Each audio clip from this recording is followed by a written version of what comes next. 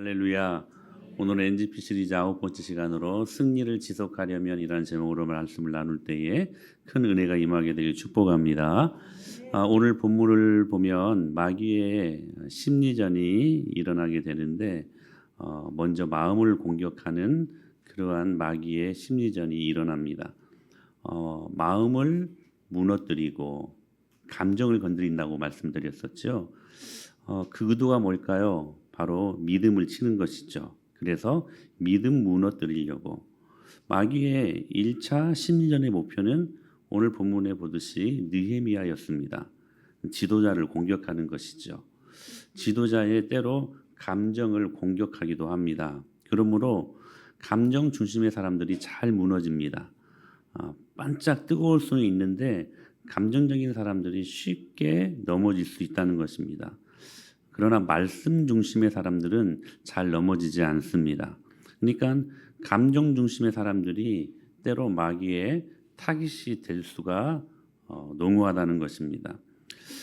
감정적인 공격을 했음에도 불구하고 느헤미야는 역시 믿음의 사람, 기도의 사람인지라 그 감정, 그 심리전의 공격을 영접하지 않고 느헤미야는 거절합니다. 무슨 말입니까? 상황과 대화하지 않았다는 거예요. 여러분 일주일 동안 삶 속에 상황과 대화할 수 있는 그러한 여지가 얼마나 많았습니까? 그런데 느헤미야는 믿음의 사람, 기도의 사람들은 상황과 대화하지 않고 하나님과 대화한다는 것입니다. 하나님과 대화한다는 게 뭐예요? 기도한다는 것이죠. 기도한다는 것이죠. 사랑하는 여러분, 마귀가 심리전을 펼칠 때 기도하십시오. 그 기도가 여러분 마귀를 이깁니다. 정말 이겨요. 그러니까 때로 왜 내 마음이 이렇게 힘들까? 그때를 여러분 잘 점검하셔야 돼요. 깊이 점검하셔야 될 내용 중에 뭐냐면 그 상황과 환경에 맞닥뜨릴 때에 우리는 나도 모르게 습관처럼 하나님 잊어버리고 상황에 매몰될 때가 있다는 사실이에요. 그래서 상황과 얼마나 깊이 대화하는지 몰라요. 그때 하나님과 대화하라는 거야. 결국 1차 심리전에서 마귀가 패배합니다. 느헤미야가 이기지요. 그러면 다 끝나는 겁니까? 천만의 말씀을요. 마귀의 특징이 무엇입니까? 절대 포기하지 않는다는 것입니다. 2차 심리전에서는 누구를 건듭니까? 백성들을 건들지요. 사실 백성들이 지금 심리전에 넘어갈 수 있는 상황이 아닙니다. 왜냐하면 엄청 빠른 시간에 그 어마어마한 그 무너진 예루살렘 성벽을 지금 절반이나 완공했거든요. 둘레는 다 완공됐고 이제 높이만 절반 남은 수준이에요. 대단한 일 아닙니까? 여러분 무너진 예루살렘 성벽이 결국 52일 만에 완공이 되는데 지금 한 2, 30일 만에 이게 지금 거의 한 달 만에 이 큰 일들이 지금 이루어졌다는 것입니다. 대단한 일 아닙니까? 이스라엘 백성들이 지금 자부심을 가질 만한 상황입니다. 감격입니다. 둘레는 다 완공됐고 성벽의 높이만 이제 절반밖에 안 남았다는 거예요. 그러면 각자의 마음속에 야 이것 봐라 며칠 안 됐는데 야 절반이나 벌써 완공했네. 그런데 기도를 안 하니까 마귀가 보라는 거 쳐다봅니다. 여러분 장사 없습니다. 여러분 사단의 공격 앞에 장사 없어요. 기도 안 하면 장사 없어요. 기도 안 하니까 마귀가 보라는 거 홀라당 쳐다봅니다. 그래서 결국 백성들이요 그 어마어마한 일을 했음에도 불구하고 낙심해버려요. 낙심할 수 있는 지금 상황이 아니라는 거예요. 그래서 문제만 쳐다보고 8절에 보니까 지금 사단이 요란케 했다라는 말씀이 지금 기록이 되어 있습니다. 지금 마귀가 백성들을 선동질했다는 것이죠. 근데 그 선동질한 그 마귀의 그 의도에 홀라당 넘어가 버립니다. 그래서 이제 저런밖에 안 남았는데 갑자기 뭐가 보여요? 흙무더기가 눈에 들어옵니다. 흙무더기가.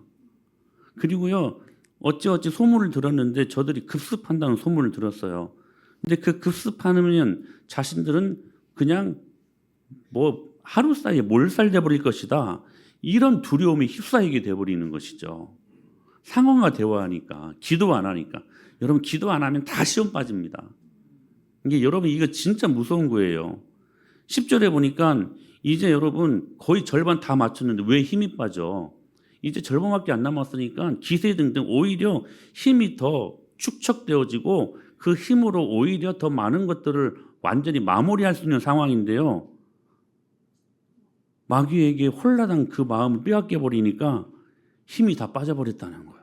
이제 더 이상 건축할 수 없다는 거예요. 어느새 감사할 수 있는 사람, 그리고 하나님 앞에 찬양과 영광을 올려야 될 사람들이 어느새 사단에게 마음을 빼앗겨 버리니까 원망하는 사람들로 전락해 버렸다는 사실이에요. 너무나 무섭지 않습니까? 고지가 바로 앞이야 이제. 근데 사단이 보라는 거 보니까 사단에게 마음 홀라당 빼앗겨 버리니까 어느새 감사하는 사람이 아니라 원망하고 두려워하고 불안해하고 우울해하고 염려에 빠지는 사람들이 되어버린다는 것입니다. 그런 그들을 향하여 느헤미야가 어떤 조치를 취합니까? 13절에 보면 같이 한번 읽어볼까요? 시작. 내가 성벽 뒤에 낮고 넓은 곳에 백성이 그들의 종족을 따라 칼과 창과 활을 가지고 서 있게 하고, 낮고 평평한 평지 공토에 이스라엘 백성들을 모이게 합니다. 모이게 했어. 그 의도가 뭐라고 지난주에 말씀드렸습니까? 전체를 보라고. 75명의 리더십에 따라서 백성들이 각기 집 앞에 있는 무너진 성벽을 수축했다고요. 전체를 볼 수 있는 눈이 없었다고요.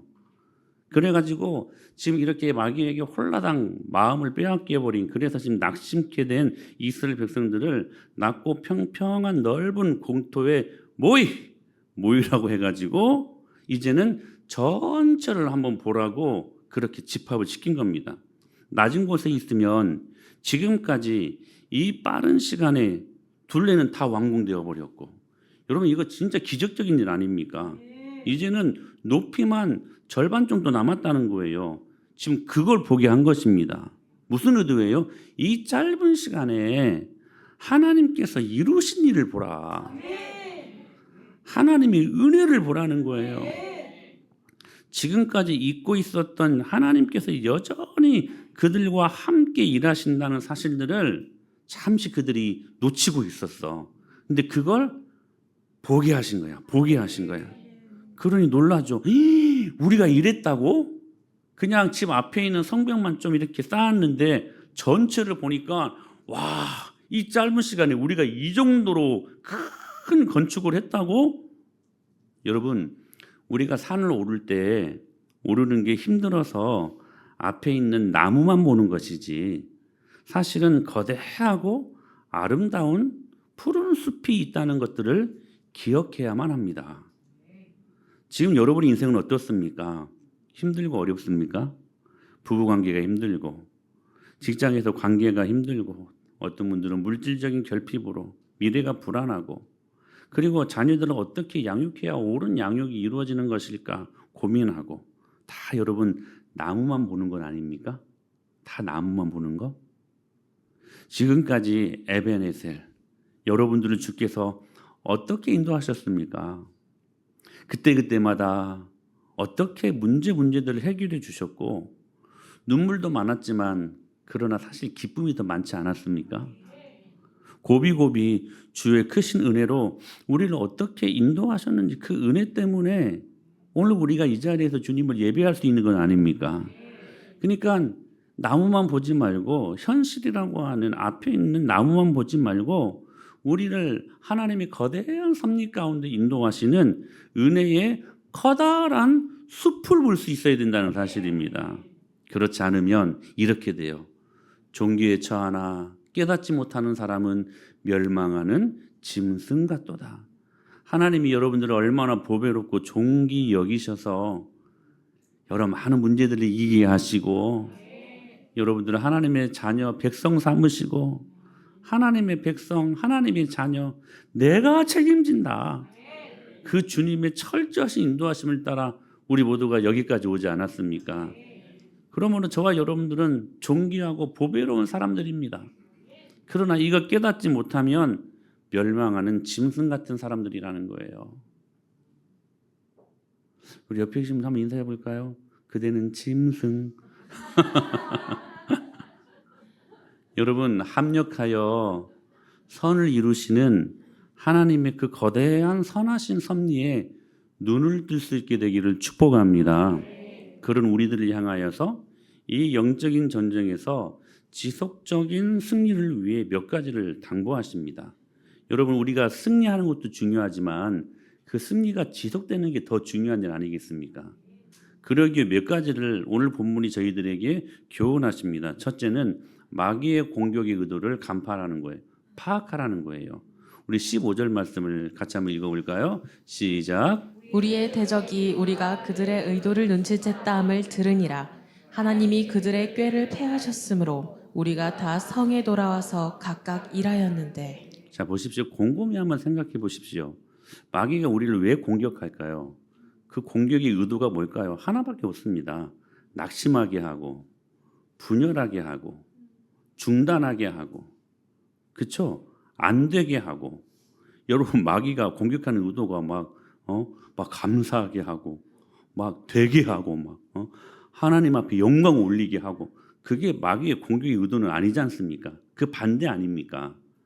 끊임없이 낙심하게 하고, 분열하게 하고, 중단하게 하고, 안 되게 하고, 안 되게 하고. 마귀가 만약에 각 개인을 공격할 때 그 공격의 의도는 뭘까요?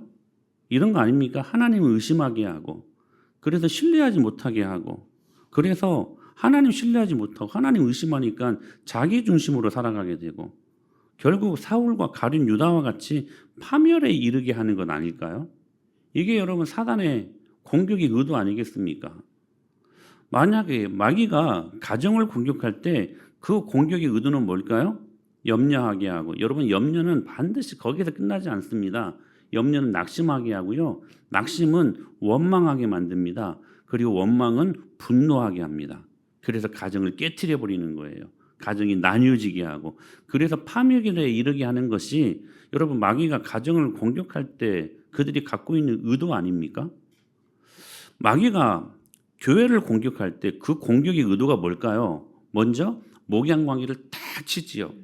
그래서 하나님의 말씀을 듣지 못하게 하고, 하나님의 뜻을 공동체 가운데 선포하실 때 그 말씀을 듣지 못하게 하고, 그 말씀을 순종하지 못하게 해서 교회가 분열하고 교회가 나뉘어지게 하는 것, 그게 여러분 마귀가 교회를 공격할 때 품는 의도 아닙니까? 그런데 기도로 깨어 있으니까 15절 말씀 다시 한번 시작. 우리의 대적이 우리가 그들의 의도를 눈치챘다 함을 들으니라.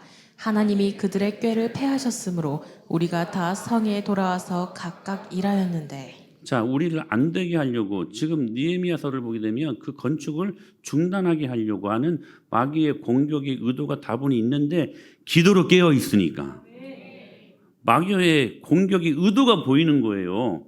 아, 이거 중단하게 하려고 하는 거구나, 이거 마귀의 장난질이구나, 이거. 딱 기도하니까 그래서 여러분, 기도가 중요한 것입니다. 그리고 의도를 파악하고 하나님 앞에 이 문제를 가지고 나아가니까 하나님께서 이제는 이 문제를 다루시는 거예요. 그래도 적들의 꾀를 하나님이 패하십니다. 기도에는 이러한 능력이 있어요. 여러분들이 여러분의 원수들, 악한 원수 마귀 사단과 싸울 필요 없어요.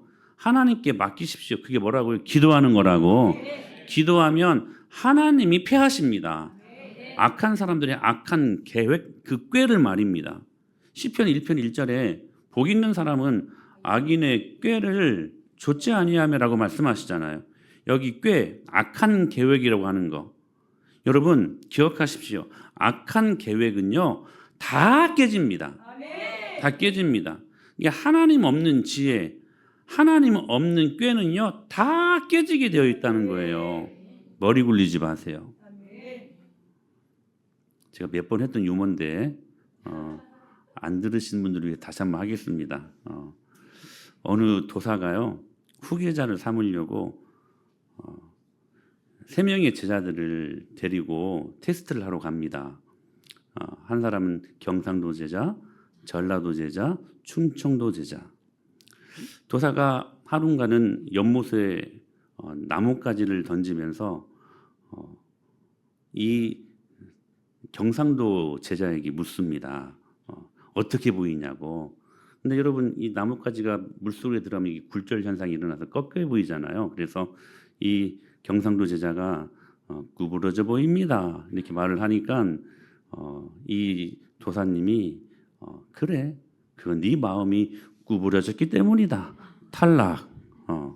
이번에는 전라도 제자에게 도사 집 앞에 있는 장독대에 가서 이 간장을 손가락으로 찍어 먹으라고 합니다.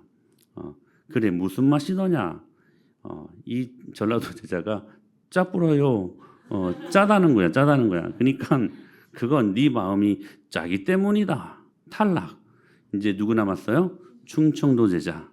충청도 제자에게도 또 간장을 한번 찍어 먹고 오라고 합니다. 그리고 묻습니다. 그래, 무슨 맛이더냐? 이 충청도 제자, 그 느린 사람들이 머리 굴리기 시작합니다. 이번에만 대답 잘하면 이제 이 후기 자리는 내 자리다, 내 자리다. 막 아싸 막 하고 막 하다가 머리 굴린 끝에 달아유 그랬대요. 그랬더니 이 도사가 하는 말, 그래 달아? 그러면 다 마셔라 그랬답니다. 무슨 말 하고 싶었냐면 머리 굴리지 말라는 거야. 머리 굴리지 말라는 거야. 여러분, 인간의 꾀는 다 폐해집니다. 다 폐해집니다. 프랑스의 계몽주의 철학자였던 볼테르는 무신론자였거든요. 그가 이렇게 말했습니다. 내가 죽고 100년 안에 성경은 단지 골동품 가게에서나 볼 수 있을 것이다. 반드시 성경은 100년 안에 사라질 것이다. 호언장담합니다. 근데 역사의 아이들이 너무 재밌습니다. 그 볼테르가 죽은 후에 그 100년 후에 그가 살던 스위스 제네바 근처의 저택의 서재가 훗날 성경을 인쇄하는 성경공회의로 출판사로 멋지게 사용되어집니다. 역사의 아이러니 아닙니까? 여러분, 인간의 지혜는 다 폐해지게 되어 있다는 거예요. 이사야 40장에서 이렇게 말씀하셨습니다. 같이 읽습니다. 시작. 너희가 알지 못하였느냐? 너희가 듣지 못하였느냐? 태초부터 너희에게 전하지 아니하였느냐? 땅의 기초가 창조될 때부터 너희가 깨닫지 못하였느냐? 그는 땅 위 공창에 앉으시나니 땅에 사는 사람들은 메뚜기 같으니라. 그가 하늘을 차일같이 푸셨으며 거주할 천막같이 치셨고 귀인들을 폐하시며 세상의 사자들을 헛되게 하시나니 그들은 겨우 심기고 겨우 뿌려졌으며 그 줄기가 겨우 땅에 뿌리를 박자 곧 하나님의 입김을 부시니 그들은 말라 해오리 바람에 불려가는 초계 같도다. 거룩하신 이가 이르시되 그런즉 너희가 나를 누구에게 비교하여 나를 그와 동등하게 하겠느냐 하시니라. 여러분, 하나님 앞에서 머리 굴리지 마세요. 하나님의 그 지혜가 여러분 모든 악한 꾀를 다 폐하십니다. 오늘 이 하나님의 말씀을 기억하고 악인의 꾀를 좇지 아니하는 저와 여러분이 될 수 있기를 축복합니다. 자, 첫 번째는 뭐라고요? 마귀의 공격 의도를 파악하라는 거예요. 그 꾀를 따라가지 말라는 거예요. 두 번째는 그렇다면 이 마귀의 공격의 의도가 보일 때 어떻게 해야 될 것인가? 반대로만 행동하라는 거예요. 반대로만. 여러분, 느헤미야를 보십시오. 감정을 건드리니까 뭐합니까? 맞설 붙들고 기도합니다. 보통 감정이 딱 건드려지면 벌써 말씀부터 떠나고 기도부터 떠납니다. 근데 느헤미야는 어떻게 했어요? 반대로 했어요. 지금 감정을 건드린 이유가 뭐예요? 사단이 말씀 떠나고 그리고 기도 못하게 하려고 지금 공격했단 말이에요. 근데 그 반대로 하잖아요. 반대로. 오히려 말씀 붙들고 오히려 기도합니다. 마귀의 의도와 반대로. 백성들이 낙심해가지고 흙무더기가 눈에 들어올 때 느헤미야는 오히려 반대로 하잖아요. 사단은 계속해서 심리전으로 앞에 있는 현상만 보게 하잖아요. 그래서 그 현상에 매몰되게 하려고. 그래서 결국은 뭐예요? 안 되는 걸로. 근데 오히려 느헤미야는 그 반대로 하잖아. 그들을 낳고 평평한 공터로 몰아가지고 전체를 보게 한, 비전을 보게 하잖아요. 마귀의 의도와 반대로. 여러분, 우리는 항상 반대로 해야 됩니다. 이 반대 정신이 있어야 돼요. 하나님 말씀이 반대하지 말고 사단의 의도에 반대로만 행동하자는 거예요. 마귀가 심리전을 펼친 이유가 있습니다. 지금 이 위대한 이 역사를 그치게 하려고, 중단하게 하려고. 마귀는 항상 하나님의 일을 하는 우리에게 중단을 요구합니다.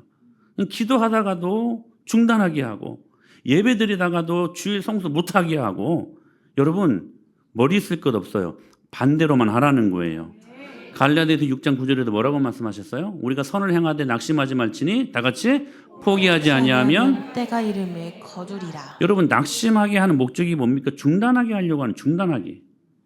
여러분 신앙생활하다가 왜 낙심하게 될까요? 신앙생활 중단하게 하려고. 우리가 무엇인가 영적인 귀한 일들을 할 때 가고 싶지 않아요. 사단이 가고 싶지 않게 해요. 그러면 어떻게 해야 돼요? 그때 더 가야 돼. 가야 돼. 그 마귀의 여러분 시험이라고, 마귀의 공격이라고. 여러분 단순하게 여러분 상황 파악을 하십시오. 주님의 선한 일들을 하자고 할 때 사단은 계속 우리들 마음속에 우리의 상황과 형편을 보게 하고 안 돼. 그거 안 돼. NGP 사회 뭐 그거 어떻게 우리 수준에서 우리 어떻게 할 수 있어? 안 돼. 그런 마음을 주시잖아요. 그 사단이 주는 마음이라는 거야. 그럼 어떻게 해야 돼요? 돼. 된다. 할렐루야. 사단이 그러죠. 야 시험시험해. 이 더운 무더운 여름날 시험시험해.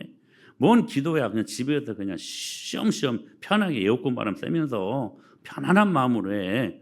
하나님이 땀 빨빨 흘리고 막 냄새 나면서 막 신내는 막 풍기면서 기도하는 거 원치 않아. 시험시험해. 그 사단이 준 생각이라는 거예요. 어떻게 해야 돼요? 지금 해야 돼요. 반대로 행동하자는 거야. 여러분 어렵다 하면 여러분 더 하면 되는 거야. 하기 싫으면 하면 되는 거야. 할렐루야. 본문에 보면 또 어떻게 시험하냐면 마귀가요. 미움과 분열 아닙니까? 백성들의 마음을 딱 심리전으로 치니까 그들이요. 지금 막 미움과 분열이 일어나요. 그런데 예수님 뭐라고 말씀하십니까? 원수라도 사랑하라. 이 마귀의 말과 다르죠. 내 마음속에 미움이 일어나고 분열이 일어날 때 주님 말씀 기억하라는 거예요. 원수라도 사랑하라. 그 반대로 하라는 거예요. 반대로. 원수를 어떻게 사랑할 수 있어요? 사랑할 수 있대요. 그게 여러분 라이크는 안 되지만 러브는 할 수 있대요. 왜요? 이 감정의 영역이 순종의 영역이기 때문에 그래. 그래서 히브리서 10장 24절에 보면 뭐라고 말씀하시냐면 서로 돌아보아 사랑과 선행을 어떻게 한다?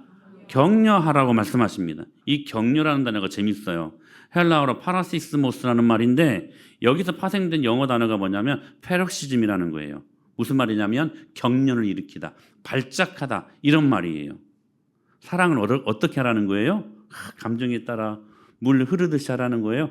아니요. 원수 앞에서 어떻게 여러분 물 흐르듯이 감정에 따라 원수를 사랑할 수 있어요? 그래서 이 단어가 중요한 거야. 격려하래요. 무슨 말이에요? 페럭시즘, 파라시스모스. 무슨 말이에요? 싫지만 힘들지만 발작을 일으키면서 격려를 일으키면서 사랑해야 그 사랑이 가능하다는 거야. 목사님, 그게 그렇게 쉽습니까? 분명히 이렇게 말씀하시는 분들이 지금 제가 딱 보니까 한두 명 있는 것 같아. 여러분, 복음을 신뢰하십시다. 여러분, 복잡하게 살면 이런 질문이 나와요. 목사님, 그게 쉽습니까? 이리 재고 저리 재고 머리 굴리니까요. 이게 어렵게 느껴지는 거예요. 여러분, 복음은 의외로 심플합니다.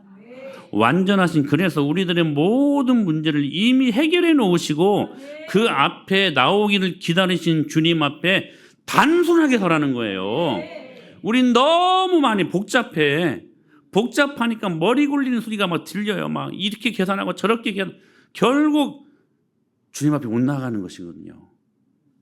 조지 휘필드라는 유명한 칼빈주의자가 이렇게 말했습니다. 말씀의 의미를 깊이 생각하기 전에 문자 그대로 믿어보고 순종해보라. 이리저리 하나님 말씀 재지 말고 이렇게 하면 이렇게 될까?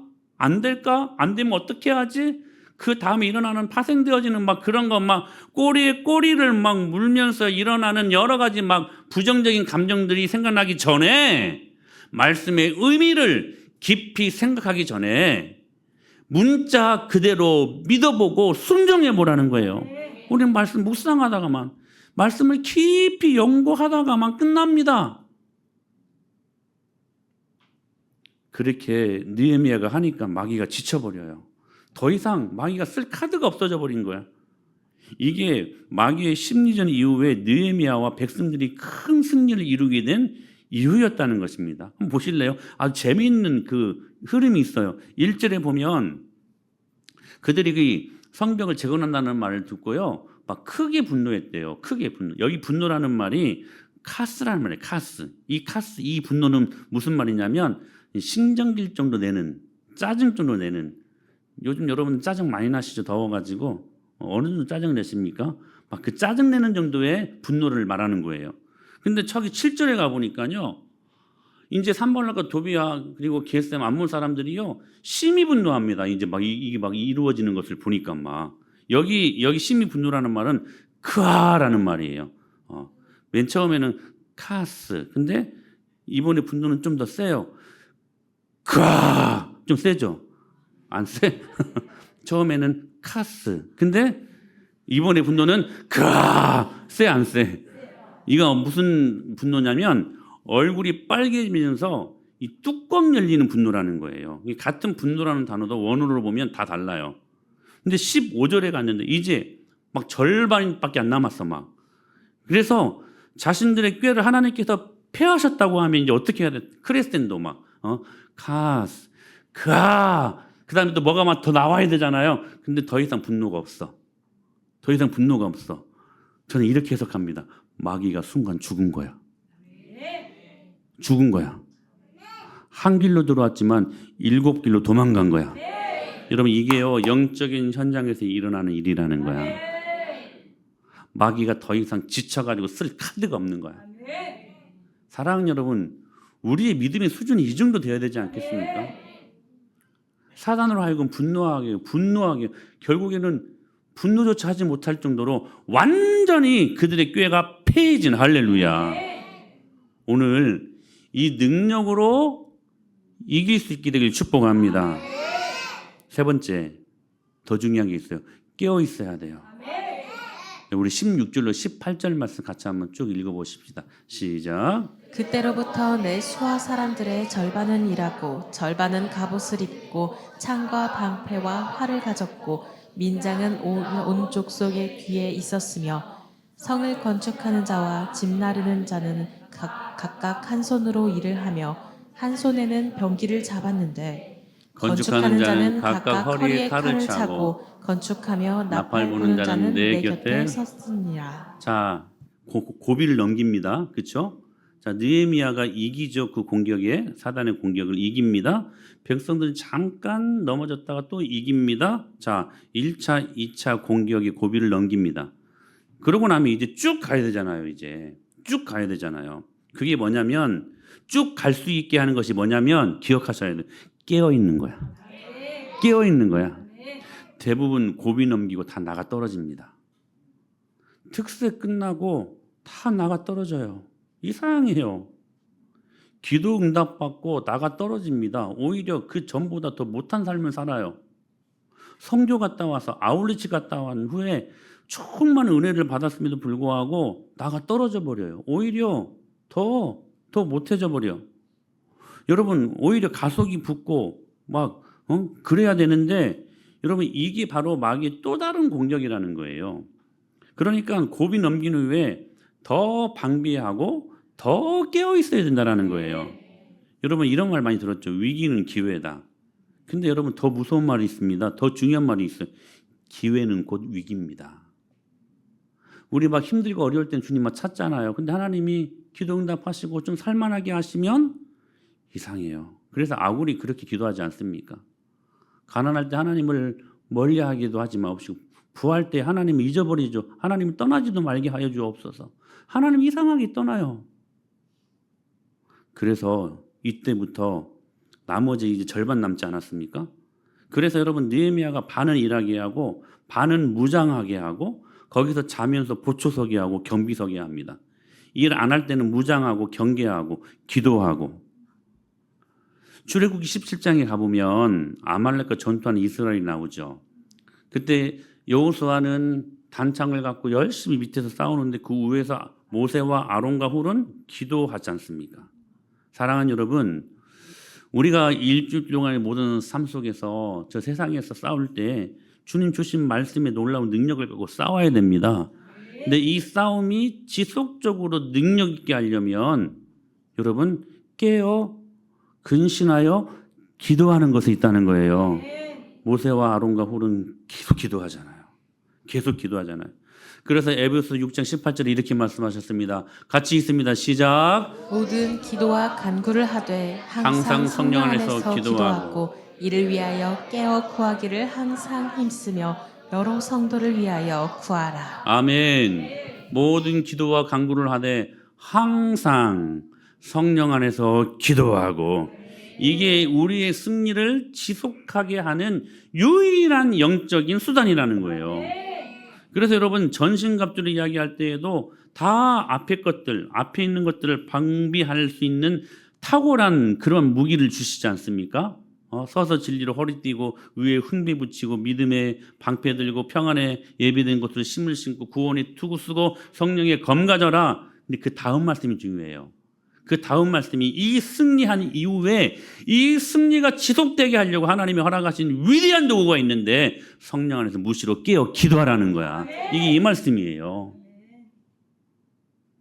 사랑하는 여러분, 마태복음 25장 13절에서 예수님이 이렇게 말씀하셨습니다. 그런즉 깨어 있으라. 너희는 그날과 그때를 알지 못하느니라. 깨어 있지 못하면 잠시 승리할 수 있지만 그러나 그 승리가 지속적으로 이루어질 수는 없다는 사실입니다. 여러분 기억하셔야 돼요. 특세보다 더 중요한 것은 보세입니다. 보통 새벽기도. 승리보다 더 중요한 것이 있습니다. 여러분 승리를 지키는 것입니다. 여러분 우리가 복받기를 원하지요. 기적적인 하나님의 복받기를 원하지 않습니까? 근데 더 중요한 게 있어요. 그 받은 복을 지키는 거예요. 그러기 위해서는 어떻게 해야 돼요? 깨어 있어야 돼요. 깨어 있어야 돼요. 마지막으로 모여라, 모여라, 모여라, 모여라. 자, 우리 20절 말씀. 자, 같이 시작. 너희는 어디서든지 나팔 소리를 듣거든 그리로 모여서 우리에게로 나오라. 우리 하나님이 우리를 위하여 싸우시리라 하였느니라. 자, 각각 맡은 일들을 하다가 백성들을 소집하는 이야기가 나옵니다. 나팔 불라는 거예요. 나팔 불면 모이라는 거예요. 경계하다가 적이 온다 나팔 불잖아요. 그러면 여러분 다 같이 막 각기 일을 하다가 역할을 감당하다가 나팔 불면 한 군데로 모이는 거야.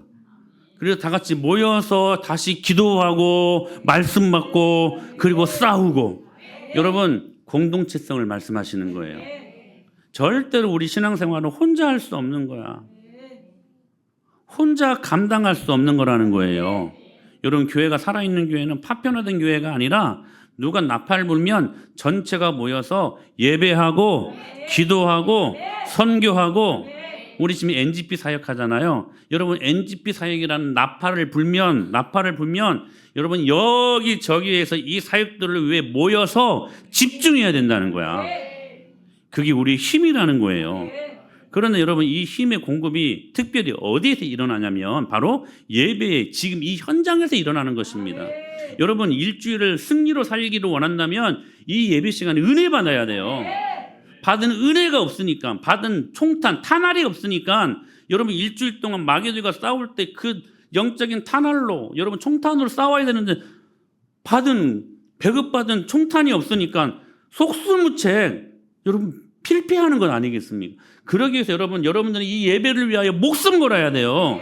어떻게 해서든지 사단의 그 감정을 건드리는 그 모든 더러운 공격의 의도를 파악하고 기도하며 그거 여러분 반대로 행동하고 은혜 받기를 위하여 여러분들이 목숨 걸 때에 은혜가 쏟아 부어지는 것이고 그 은혜로 일주일을 살게 되고 일주일을 살다 보면 주님이 또 은혜 주시죠.